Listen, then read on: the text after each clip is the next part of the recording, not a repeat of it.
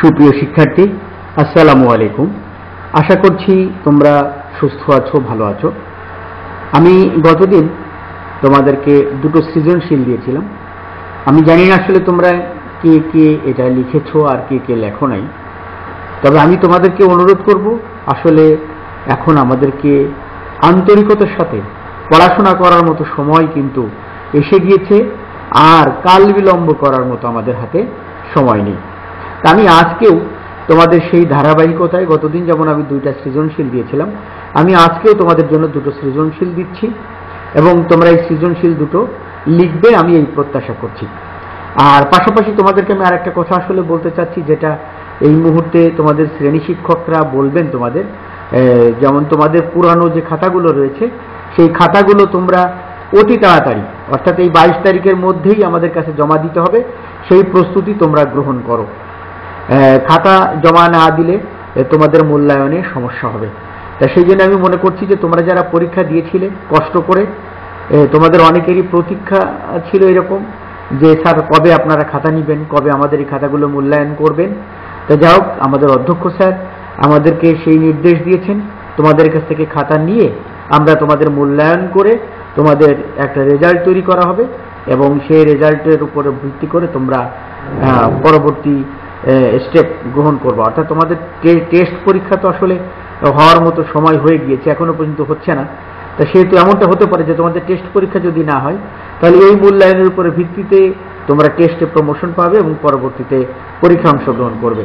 আমি সেই জন্য তোমাদেরকে অনুরোধ জানাচ্ছি যে তোমরা অতি তাড়াতাড়ি, যথাসম্ভব যথা শীঘ্র তোমরা এই খাতাগুলো আমাদের হাতে জমা দিয়ে দাও। জমা দিয়ে দিলে তোমাদের জন্য ভালো হবে, সেটা আমি মনে করছি আর কি। এটা গেল আর একটা কথা। আর একটা কথাও রয়েছে তোমাদের সাথে, সেটা হচ্ছে যে যারা এখনো পর্যন্ত তোমাদের পাওনাদি পরিশোধ করো নাই, বকেয়া বেতন পরিশোধ না করার কোনো উপায় তোমাদের সামনে নেই, কোনো বিকল্প উপায় নেই, তোমাদেরকে বেতন পরিশোধ করতেই হবে। সেহেতু আমি তোমাদেরকে অনুরোধ করব, এই বকেয়া বেতনের পরিমাণ দিনে দিনে আরো বেশি বৃদ্ধি না করে তোমরা যথাসম্ভব যথাশীঘ্র তোমাদের এই বেতন পরিশোধ করে তোমাদের অভিভাবকদেরকেও এই বেশি বেশি চাপের বোঝার চাপ থেকে তোমরা তাদেরকে পরিত্রাণ করো। এটা আমি অনুরোধ করছি, তোমরা তাড়াতাড়ি বেতনগুলো, বকেয়া বেতন পরিশোধ করে দিও। তো যাই হোক, আমি আজকে তোমাদের জন্য দুইটা সৃজনশীল উপস্থাপন করব। একটা হচ্ছে যে নিম গাছ গল্প থেকে, ছোট গল্প। তবে এটা নিয়েও আমি অনেক আলোচনা তোমাদের সাথে করেছি। নিম গাছ আসলে একটা প্রবন্ধের মতো দেখতে, কিন্তু এটা আসলে একটা ছোট গল্প। তোমরা এটা খুব ভালো করে জানো। তুলসী গাছ মানুষের সেবা করছে আদিকাল থেকে। কাশি হলে তুলসীর রস খাওয়ানো হয়।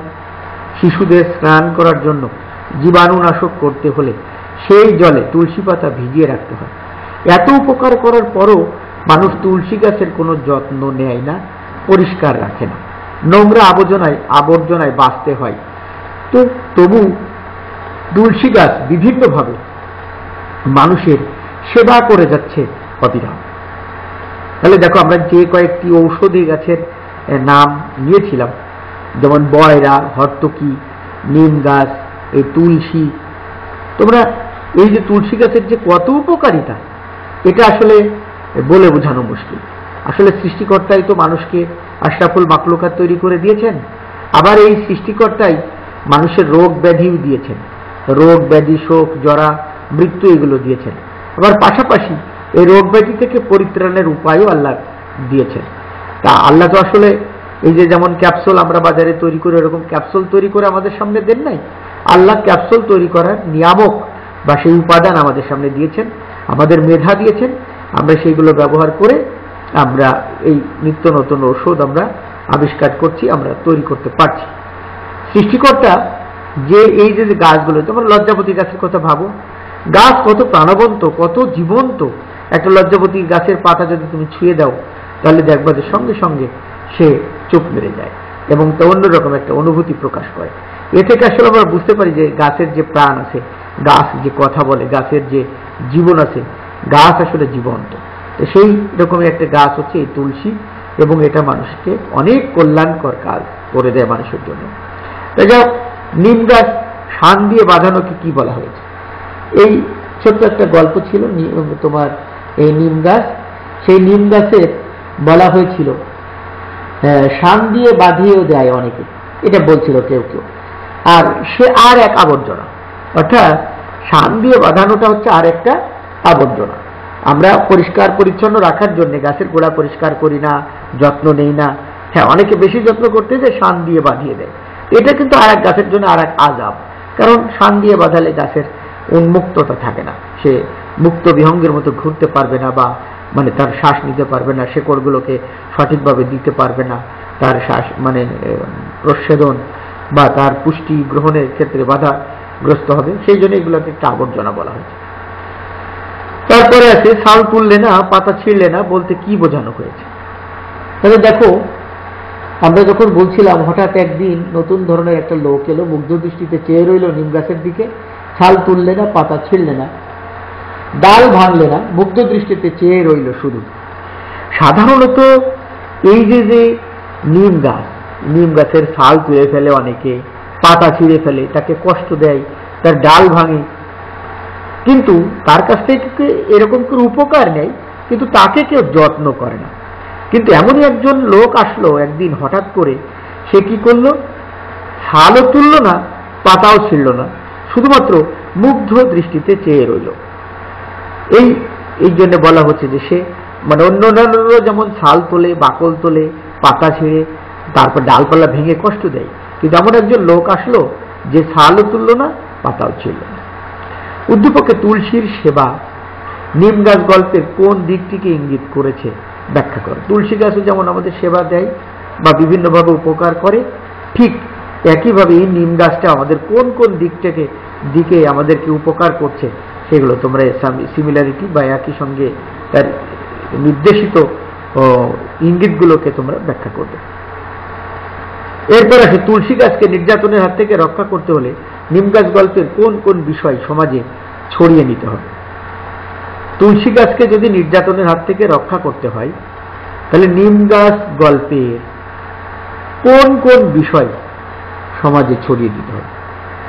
আমরা দেখতে পেয়েছি যে এই যে নিম গাছ প্রবন্ধের মধ্যে লেখক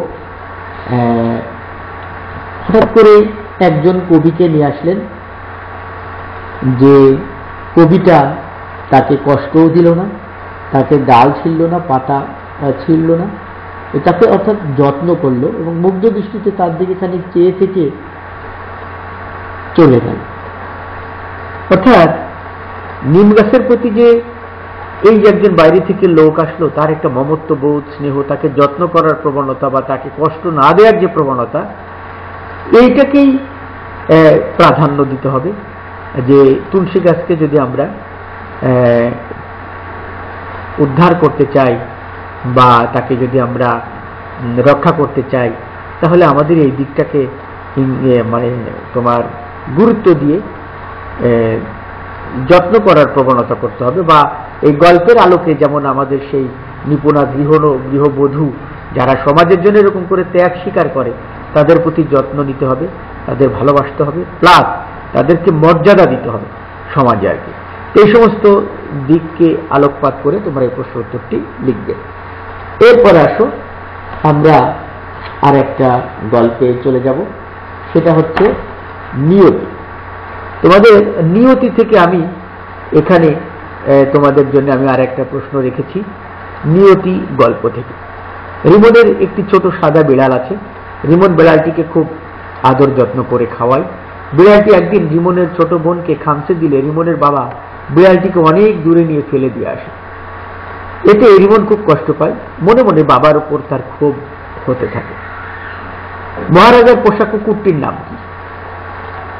আসলে আমরা এই নিয়তি গল্পে যে মহারাজার উল্লেখ পাই, তার একটা পোষা কুকুর ছিল, তার সেই কুকুরটির নাম হচ্ছে বেঙ্গল টাইগার।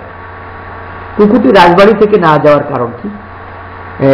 তোমরা গল্পে যখন পড়েছো তখন দেখতে পেরেছ, গল্পে উল্লেখিত যে মহারাজা, সেই মহারাজা হঠাৎ করে আমাদের এই দেশ ছেড়ে চলে যায়। কিন্তু কুকুরটি এই রাজবাড়ি, সে মহারাজা রেখে যাওয়া সে বাড়ি থেকে চলে যায়নি। মহারাজা চেষ্টা করেছিল তাকে নিয়ে যাওয়ার, কিন্তু সে যায়নি। কেন যায়নি? সে ছোটবেলা থেকে এই বাড়িতে লালিত পালিত হয়েছে, সে তার জীবনে বেড়ে উঠেছে এখানে। সেই জন্যে এই কুকুর এই বাড়ির প্রতি তার একটা মমত্ব বোধ জন্ম নিয়েছে। সে কোনো কারণে এই বাড়ির প্রতি বা ওই অঞ্চলের প্রতি তার একটা মমত্ব বোধ বা ভালোবাসা গড়ে উঠেছে বলে সে কখনোই এই বাড়ি ছেড়ে অন্য কোথাও চলে যাওয়ার মতো পরিবেশ সে মনে করেনি, বা সেই জন্য সে বাড়িটা ছেড়ে কখনো যায়নি। উদ্দীপকের রিমন ও নিয়তি গল্পের লেখকের মধ্যে কি সাদৃশ্য দেখা যায়, ব্যাখ্যা কর। উদ্দীপকের রিমনও যেমন ওই বিড়ালটাকে অনেক বেশি ভালোবেসেছিল, আবার নিয়তি গল্পের লেখকও যেমন সে কুকুরটাকে অনেক বেশি ভালোবেসেছিল, পছন্দ করেছিল। সে কাছে থেকে দেখেছিল যে কুকুরটা কত বড় উপকারী, বা কত বড় একটা মানে গৃহপালিত একটা পশু, যে তাকে মানে আসলে পরিবারের একজন সদস্যর মতো হয়ে যায়। তার ফলে রিমন যেমন বিড়ালটিকে আদর করে, ভালোবাসে, বা তাকে খাইয়ে দেয়, বা তাকে আদর যত্ন করে লালন পালন করতে করতে তার প্রতি একটা মমত্ববোধ বা স্নেহ তৈরি হয়েছে, ঠিক একই রকম লেখকেরও এই বিড়ালের লেখকেরও সেই কুকুরের প্রতি সেরকম একটা ভালোবাসা তৈরি হয়েছে। এইটা আমি বিশ্বাস করি যে তোমরা সেই জন্যে অবশ্যই চমৎকার করে এই প্রশ্নটা লিখতে পারো। রিমনের উদ্দীপকের রিমন এবং নিয়তি, দুঃখিত হয়তো বানানটা একটু প্রবলেম হয়েছে, যে নিয়তি গল্পের লেখক উভয়েই প্রিয় পশু হারানোর বেদনায় কাতর ছিল। উক্তিটি ব্যাখ্যা করো। তা নিশ্চয়ই তোমরা চমৎকার একটি প্রশ্ন হবে তোমাদের জন্য, যে উদ্দীপকের যে রিমন রয়েছে সেই উদ্দীপকের রিমন এই কুকুর বিড়ালটিকে হারিয়ে এবং নিয়তি গল্পের লেখক এই কুকুরটিকে হারিয়ে একটা আসলে বেদনায় দুঃখ ভারাক্রান্ত হৃদয়ে তারা মানে সময় অতিবাহিত করেছে। সেই ব্যাপারটা তোমরা কিভাবে করেছে, কেন করেছে, সেগুলোকে তোমরা চমৎকারভাবে ব্যাখ্যা করে দেবে। তা এই ছিল আজকে আমাদের এই ক্লাস। তোমাদের প্রতি আমি অনুরোধ করলাম তোমরা সৃজনশীল প্রশ্নগুলো চমৎকারভাবে লিখে ফেলবে। তাহলে এই ছিল তোমাদের প্রতি আমার নিবেদন, তোমরা প্রশ্নগুলো সুন্দরভাবে লিখবে। আর সবাই ভালো থাকো, সুস্থ থাকো, আমাদের জন্য দোয়া করো।